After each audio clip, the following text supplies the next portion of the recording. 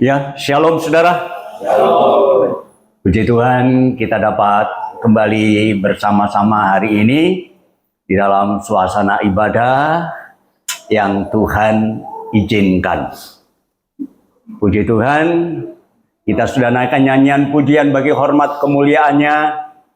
Sekarang tiba saatnya kita akan memperhatikan. Jadi tidak hanya mendengar, tetapi memperhatikan firman Allah. Dan di dalam kesempatan hari ini, saya ingin menyampaikan firman Allah dengan satu pokok bahasan. Tetap beriman di tengah-tengah badai. Nah, apa maksudnya ini? Nanti kita akan perhatikan. Ya, tengah badai. Badai itu artinya ombak yang besar yang terjadi di dalam penyeberangan, terjadi di laut, menimpa perahu. Itu namanya badai. Nah, untuk hal itu kita akan membaca dulu di dalam kitab Injil Markus pasal 4 ayat 35 sampai ayatnya yang ke-41. Pada hari itu, waktu hari sudah petang, hampir malam, Yesus berkata kepada mereka, "Marilah kita bertolak ke seberang." Kita menyeberang, ya. Dan mereka meninggalkan orang banyak itu, lalu bertolak dan membawa Yesus beserta dengan mereka di dalam perahu, di mana Yesus telah duduk, dan perahu-perahu lain juga menyertai dia. Jadi Tuhan Yesus mengajak murid-muridnya menyeberang karena ya dikatakan hampir malam, masih petang. Dan dikatakan di situ, lalu mengamuklah taufan yang sangat dahsyat. Wih, bayangkan saudara. Dan ombak menyembur masuk ke dalam perahu sehingga perahu itu mulai penuh dengan air. Bayangkan. Jadi ketika mereka menyeberang ada Tuhan Yesus di situ, tetapi ombak pun tetap datang. Dan saudara-saudara, dikatakan menyembur, tidak hanya masuk, menyembur. Bayangkan kalau namanya menyembur, itu dengan satu kekuatan, ya, masuk ke dalam perahu sehingga perahu itu mulai penuh dengan air. Dan anehnya, pada waktu itu di tengah-tengah ombak yang besar, Tuhan Yesus sedang tidur di buritan di sebuah tilam. Bayangkan, yang lain panik, Tuhan Yesus tidur dengan nyenyak-nyenyak. Maka murid-murid itu membangunkan dia dan berkata kepadanya, "Guru, engkau tidak pedulikah kalau kita binasa?" Nah, mulai kan timbul pertanyaan, apakah Tuhan Yesus tidak peduli ketika mereka hampir tenggelam? Ya, ia pun bangun menghardik angin itu dan berkata kepada danau. Jadi ketika murid-murid itu menjerit-jerit, yang minta tolong, tapi ternyata, saudara, Tuhan Yesus tidak ngomong sama murid, tapi ngomong sama danau. Danau, diam, tenanglah. Lalu angin itu reda dan danau itu pun ya menjadi teduh sekali. Ini satu hal yang sangat luar biasa dalam pengalaman murid-muridnya, ya. Lalu Yesus berkata kepada mereka, nah sekarang ganti gilirannya. Tadi kepada danau, sekarang kepada murid-muridnya. Mengapa engkau begitu takut? Mengapa kamu tidak percaya? Nah, mulai ditegur. Saudara, dan apa Alkitab katakan, mereka menjadi sangat takut dan berkata seorang kepada yang lain, "Siapakah gerangan orang ini Tadi pertanyaannya, Tuhan, mengapa engkau tidak peduli? Tanyanya begitu, tapi sekarang ganti dengan kagum. Ya, siapa gerangan orang ini sehingga angin dan danau pun taat kepadanya? Saudara-saudara, masalahnya sekarang mengapa? Mengapa ada badai? Nah, di tengah perjalanan mereka menuju ke seberang, ternyata di tengah-tengah muncul yang namanya badai, namanya taufan, namanya angin ribut. Mengapa hal itu bisa terjadi? Saudara, banyak orang yang berpikir bahwa kalau ikut Tuhan itu tidak ada masalah, ya kan? Aman. Oh, ikut Tuhan saja, hidup itu akan jadi tenang, ya. Bayangkan, kita perhatikan murid-murid itu sebenarnya adalah murid yang taat. Ketika Tuhan berkata, mari kita ke seberang, mereka taat, mereka menyeberang, ya. Dan kita perhatikan di sini memang murid-murid itu dalam posisi yang taat. Tetapi, saudara, menjadi orang yang percaya kepada Tuhan, jadi murid-murid Tuhan itu tidak akan pernah yang namanya kebal dari masalah. Ya, tahan dari masalah. Siapa di antara kita yang kena masalah saat ini? Mungkin ekonomi saudara lagi menerjang saudara. Mungkin kesehatan saudara. Mungkin emosi saudara sedang ada masalah. Loh, mengikut Tuhan itu bukan berarti tidak ada masalah loh saudaraku ya.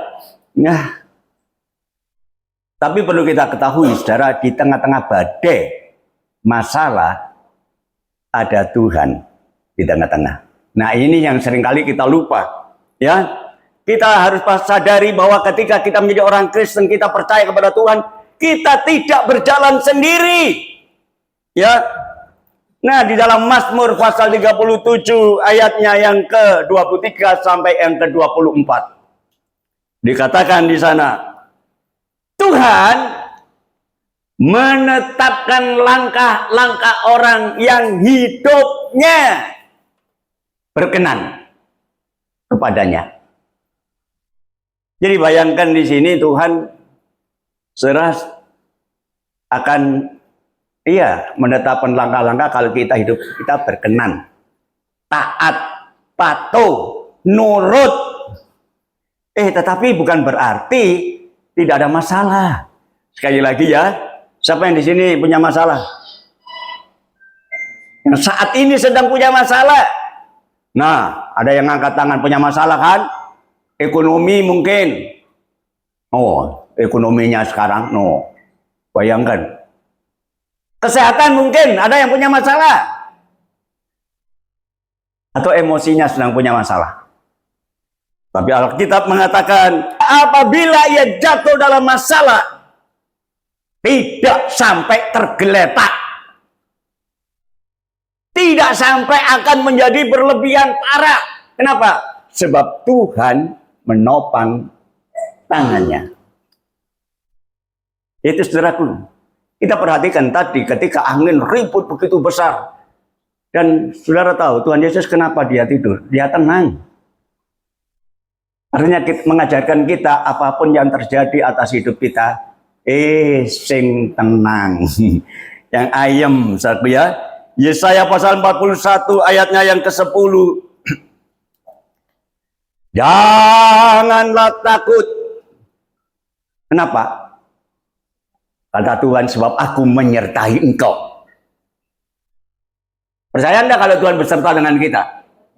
Amin. Kenapa? Sebab aku ini Allahmu. Aku akan meneguhkan, bahkan akan menolong engkau. Aku akan memegang engkau dengan tangan kananku yang membawa kemenangan. Wow, ada pengharapan ini saudara. Apapun yang terjadi dalam kehidupan kita, masalah apapun yang terjadi, kalau kita yakin Tuhan beserta dengan kita, Tuhan pasti memberikan kemenangan. Amin. Haleluya. Kalau ada masalah, ada badai, itu bukan berarti bahwa kita dihukum, bukan, ya, atau kita salah jalan, tidak, saudaraku. Ya, kenapa? Terkadang masalah terjadi, badai itu terjadi, itu menjadi pendidikan bagi kita supaya iman kita itu semakin meningkat. Ya. Jadi kalau ada masalah bukan berarti Tuhan menghukum kita. Tunggu dulu. Tuhan juga ingin melihat sejauh mana iman kita, ya. Di dalam Yakub pasal 1 ayat 2 sampai 4. Saudara-saudaraku, anggaplah sebagai suatu kebahagiaan apabila kamu jatuh dalam berbagai-bagai cobaan. Wah, ini ajaran dari Tuhan. Itu kalau dipikir secara nalar nggak cocok. Masa orang jatuh dalam masalah, jatuh dalam cobaan. Malah firman Allah katakan, saudara-saudaraku, anggaplah sebagai satu kebahagiaan. Loh, ada orang kalau punya masalah tersenyum, saya ingin tahu. Paling mencureng, berutuh, atau paling tidak pernah ngomong sama sekali, diam. 1000 bahasa. Kenapa? Ada masalah. Tetapi di sini Tuhan katakan, anggaplah sebagai satu kebahagiaan apabila kamu diterjang oleh badai, apabila kamu dihantam oleh masalah. Anggaplah itu satu kebahagiaan, ya. Bisa enggak kira-kira, ya? Malah ngomel-ngomel, saling salahkan satu dengan yang lain karena ada masalah. Tuhan mengajarkan, mendidik kita. Tadi dikatakan masalah itu terjadi bukan karena kita dihukum, tapi untuk mendidik kita sejauh mana tingkat iman kita. Sebab kamu tahu bahwa ujian terhadap imanmu itu supaya kita menjadi lebih tekun, menghasilkan ketekunan. Ya, jadi kalau dalam masalah, saudara, kalau kita tetap percaya kepada Tuhan, maka iman kita semakin meningkat, ya. Dan biarlah ketekunan itu memperoleh buah yang matang, supaya kamu menjadi sempurna dan utuh dan tidak kekurangan suatu apapun. Dasar. Memang kalau kita renungkan, ya, kita sebagai orang Kristen ini seringkali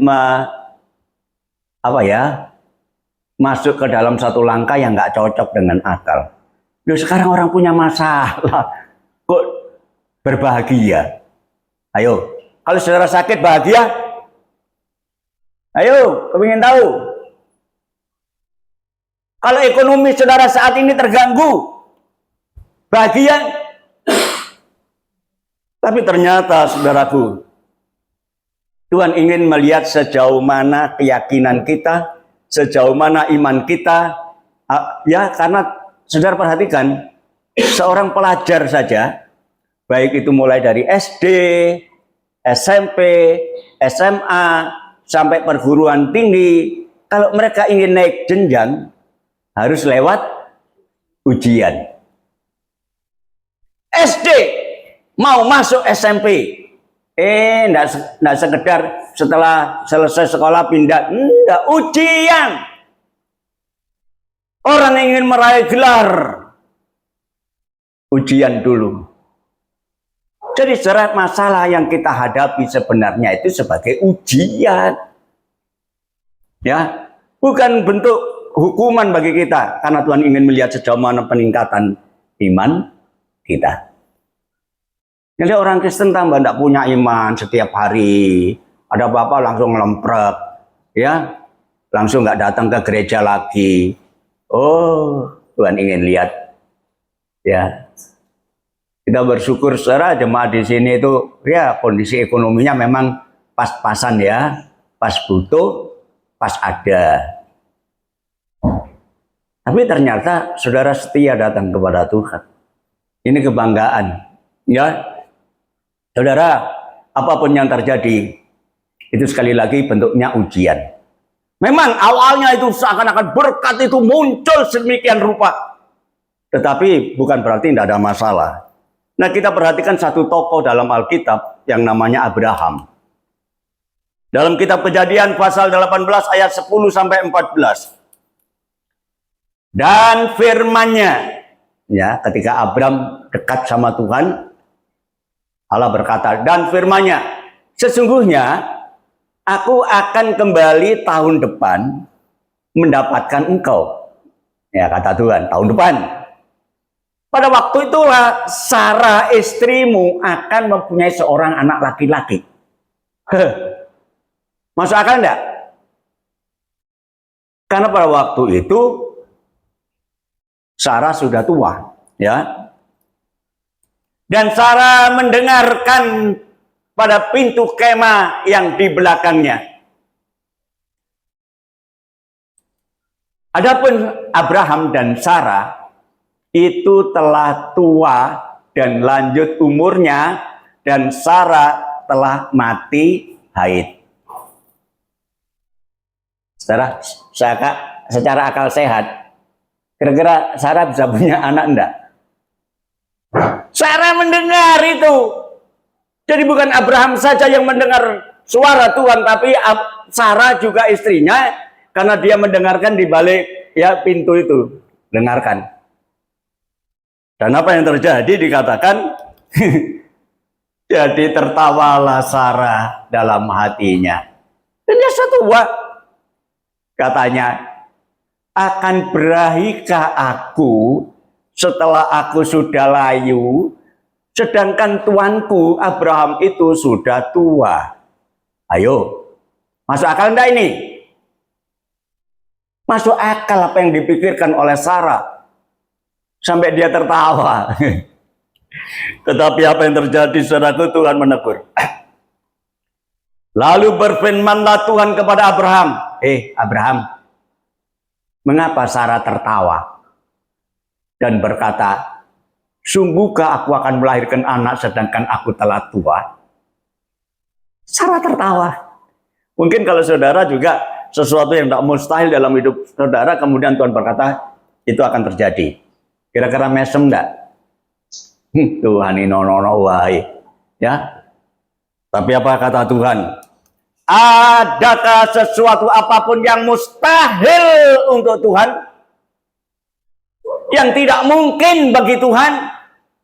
Pada waktu yang telah ditetapkan itu, tahun depan, aku akan kembali mendapatkan engkau.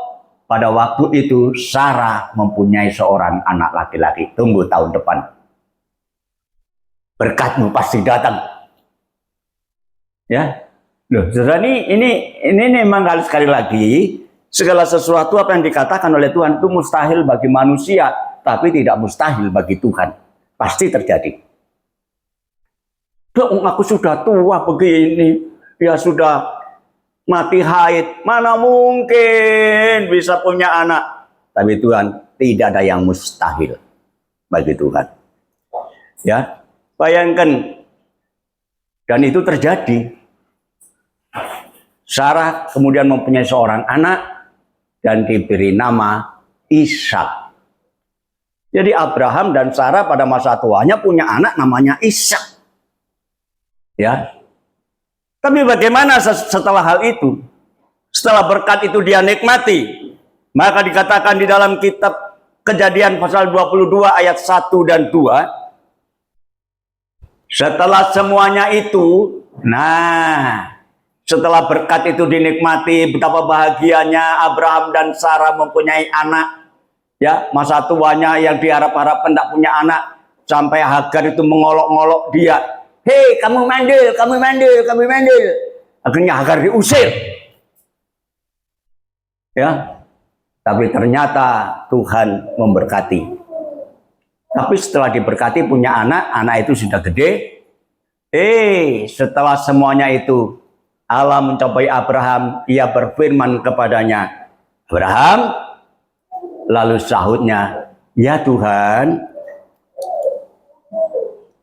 firman-Nya, ambillah anakmu yang tunggal, yang satu-satunya itu yang sudah kuberkatkan kepadamu itu, dan yang engkau sangat kasihi, yakni Ishak.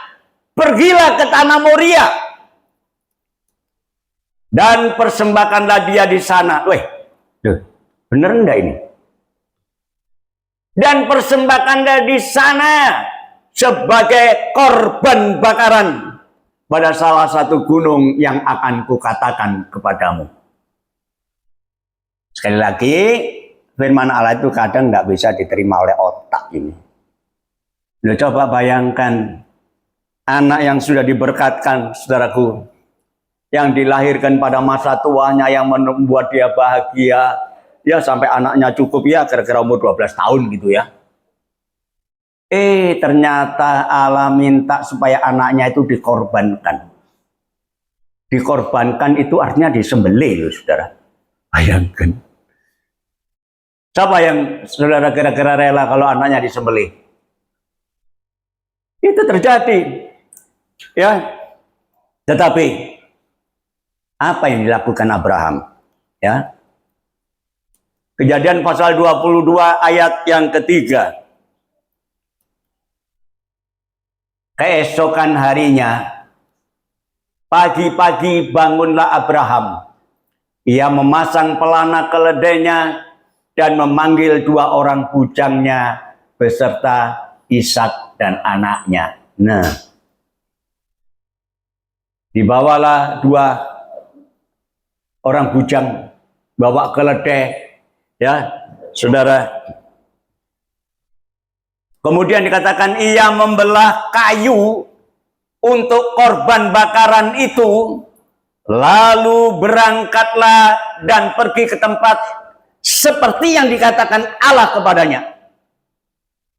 Disuruh pergi kemana? Berangkat ke sana.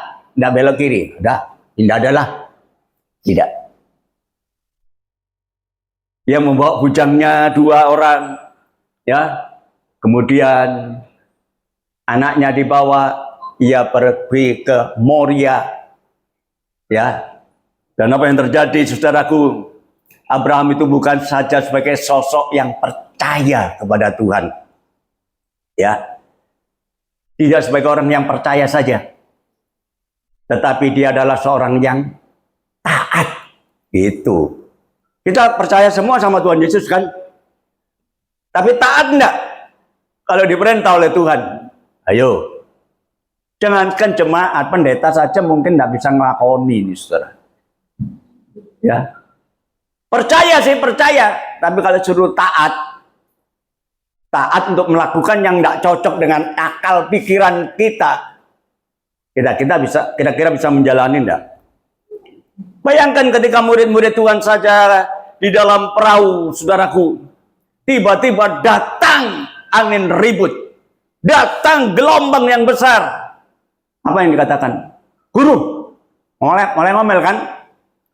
Apakah engkau tidak peduli? Apakah kamu tidak peduli, guru? Ya, coba bayangkan, saudaraku. Ya, nah, coba ini tadi. Nah, pada waktu itu Yesus sedang tidur di buritan. Ya. Di sebuah tilam, maka murid-muridnya membangunkan dia dan berkata kepadanya, Guru, engkau tidak peduli kalau kita binasa.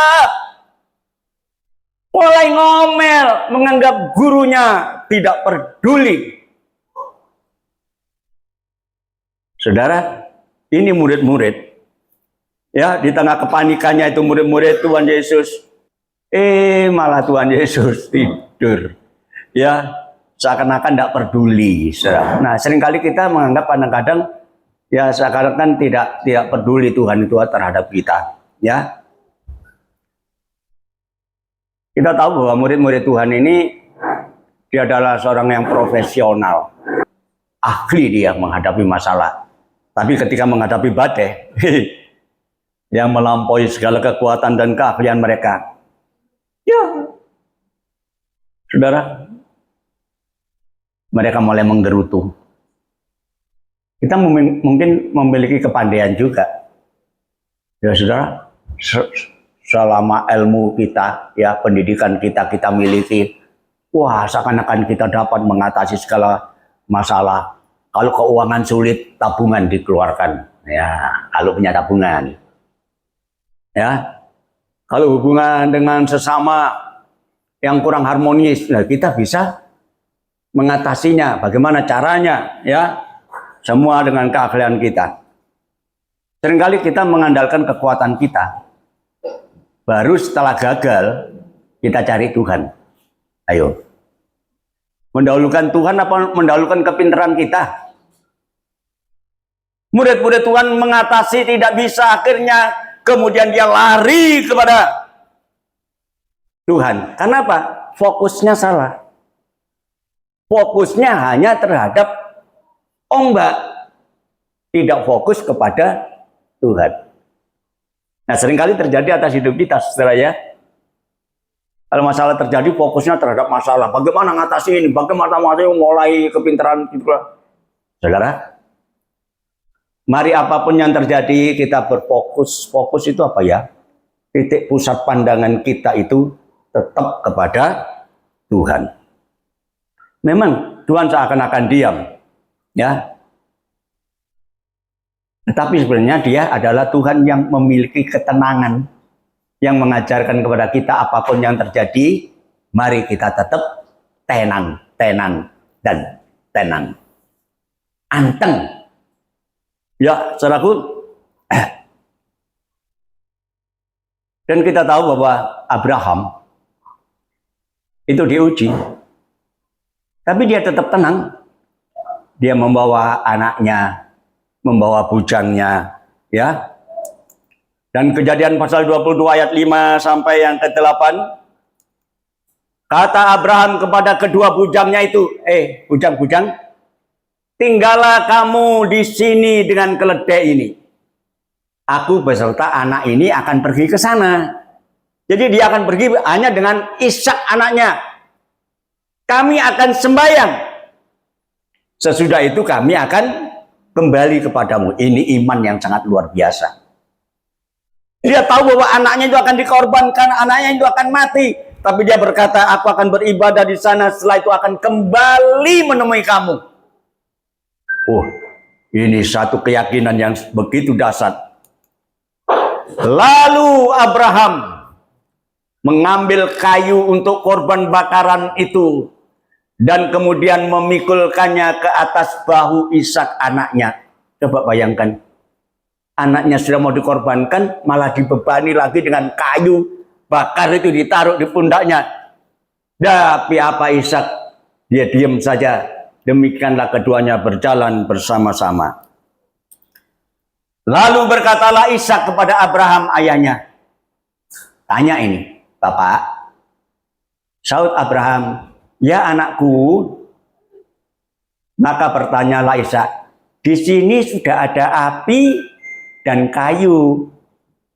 Tetapi di manakah anak domba untuk korban bakaran itu? Saudara, apa enggak kaget? Apa enggak terenyuh hati Abraham? Ditanya oleh anaknya, Bapak, ini kayunya sudah ada loh, apinya sudah ada. Di mana sekarang kambing dombanya itu? Karena yang dikorbankan itu secara wajar adalah kambing domba. Tetapi di sini karena yang akan dikorbankan itu Ishak. Wow. Ditanya anaknya, Pak, ini loh kayunya sudah ada, pisaunya, apinya sudah ada. Lah terus kambingnya mana Pak yang mau dikorbankan? Coba. Sahut Abraham, anakku, Allah yang akan menyediakan anak domba untuk korban bakaran baginya. Luar biasa. Dia yakin Allah yang menyediakan. Padahal dia tahu bahwa anaknya yang mau dikorbankan. Tetapi dia berkata kepada anaknya menanamkan iman. Anakku, Allah yang akan menyediakan anak domba untuk korban bakaran baginya. Demikianlah kemudian mereka keduanya berjalan bersama-sama. Ini iman yang sangat luar biasa. Di tengah beban, di tengah penderitaan, di tengah masalah, masih tetap yakin Tuhan pasti menolong dan membuka jalan. Ya, haleluya. Tuhan ingin saudara, kalau kenapa badai itu diizinkan? Karena Tuhan ingin kita tidak hanya sekedar mengenal Dia sebagai guru. Ya, cukup menjadi guru, tidak. Tetapi Dia adalah Tuhan semesta alam yang sanggup mengadakan segala sesuatu dan meredakan segala sesuatu. Ya, kita perhatikan di situ dalam Markus pasal 4 ayat 39 itu. Ya. Ia pun bangun menghardik angin itu dan berkata kepada danau itu, "Diam, tenanglah." Lalu angin itu reda dan danau itu menjadi teduh. Jadi murid-murid Tuhan, siapapun juga, kalau masalah itu terjadi, kita tidak hanya percaya Yesus itu guru, tetapi Dia adalah Tuhan semesta alam yang sanggup menenangkan badai apapun. Masalah apapun itu akan bisa terselesaikan kalau kita tetap yakin, kita tetap percaya bahwa Tuhan Allah semesta alam, Tuhan Yesus Kristus itu sanggup menolong kita. Ya. Kejadian pasal 22 ayat 9 sampai 13. Maka sampailah mereka ke tempat yang dikatakan Allah kepadanya. Nih Abraham kemudian sampai. Lalu Abraham mendirikan mezbah di situ, mezbah untuk bakaran. Disusun nyala api siap untuk dibakar, membakar domba, tapi dombanya nggak ada. Ya, apa kemudian dilakukan?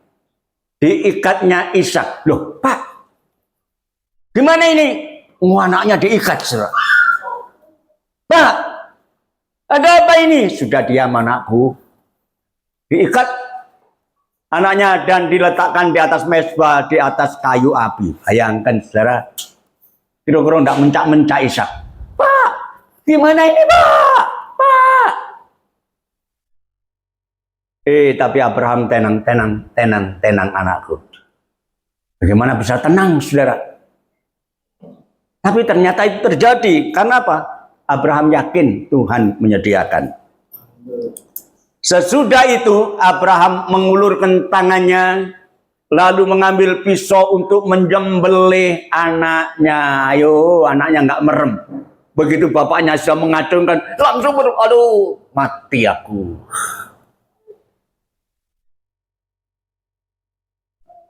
Luar biasa. Ya. Tetapi berserulah malaikat Tuhan dari langit kepadanya. Abraham, Abraham. Sautnya, ya Tuhan. Lalu ia berfirman, jangan bunuh anak itu dan jangan kau apa-apakan dia. Sebab telah ku ketahui sekarang bahwa engkau takut akan Allah dan engkau tidak segan-segan untuk menyerahkan anakmu yang tunggal kepadaku. Wah, ternyata itu batu ujian, saudara ya. Tapi bagaimana kita menghadapi masalah yang sangat mencekam pada saat itu? Abraham tetap taat, patuh kepada Allah. Padahal dia betapa senangnya mendapatkan anak di masa tuanya. Tetapi ketika anaknya sudah besar malah disuruh pikul kayu pembakaran untuk membakar dirinya sendiri. Ya, setelah disembelih lalu dibakar menjadi korban yang harum bagi Tuhan. Itu kebiasaan domba seperti itu. Tetapi ternyata Abraham taat, dia patuh, ya. Dan apa yang terjadi, saudara? Lalu Abraham menoleh dan melihat seekor domba jantan di belakangnya yang tanduknya tersangkut dalam belukar. Abraham mengambil domba itu lalu mengorbankannya sebagai korban bakaran pengganti anaknya. Luar biasa. Akhirnya bukan berarti korban persembahan itu tidak berlanjut. Tetap korban itu dilaksanakan. Tetapi bukan Ishak yang dipersembahkan, karena Tuhan sudah sediakan domba. Ketika dia toleh, dia lihat ada domba yang tersangkut ya di pohonan, tanduknya tersangkut, kemudian dia ambil dan dia persembahkan sebagai pengganti anaknya. Wow, ini suatu contoh yang sangat luar biasa ya, kekuatan iman yang dahsyat di tengah-tengah beban, di tengah-tengah penderitaan, dia tetap setia, dia tetap patuh, dia tetap taat. Apa Tuhan tidak senang melihat kira-kira jemaat yang seperti ini? Setia, tidak hanya setia, tetapi percaya, taat kepada Tuhan. Ya, kenapa? Karena Abraham yakin tidak ada yang tidak mungkin bagi Tuhan. Ya, dalam Ibrani pasal 11 ayat yang ke-17. Karena iman, karena percaya, maka Abraham tatkala ia dicobai, dia mempersembahkan Ishak. Ia yang telah menerima janji itu rela mempersembahkan anaknya yang tunggal. Aduh, dahsyat luar biasa. Berbeda dengan murid-murid Tuhan dia. Ketika mereka di dalam perahu itu, mulai berteriak, mengapa Tuhan Engkau membiarkan kami? Ya. Nah, jangan kita sebagai murid-murid itu yang kemudian Tuhan menegurnya, saudaraku ya. Nah, kita perhatikan di dalam Markus pasal 4 ayat 40 sampai 41. Lalu ia berkata kepada murid-murid itu, mengapa kamu begitu takut? Mengapa kamu tidak percaya? Nah, ditegur saudara, karena apa? Mereka nggak percaya, mereka takut menghadapi badai, mereka takut menghadapi masalah di dalam lautan itu, dalam penyeberangan itu. Mengapa kamu tidak percaya? Ya. Mereka menjadi sangat takut dan berkata seorang kepada yang lain. Nah, kembali pertanyaan muncul.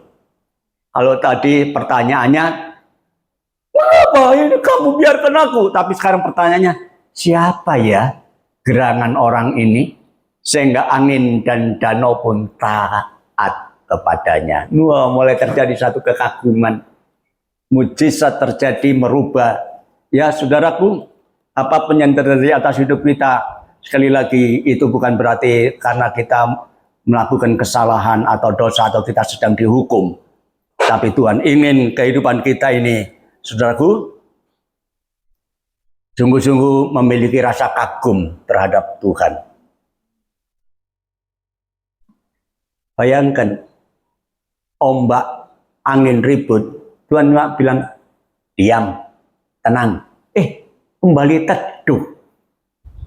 Teduh itu sejuk, saudaraku. Artinya, sudah nggak ada apa-apa lagi, aman, tentrem. Nah, ini seringkali kita nggak sadari, saudara.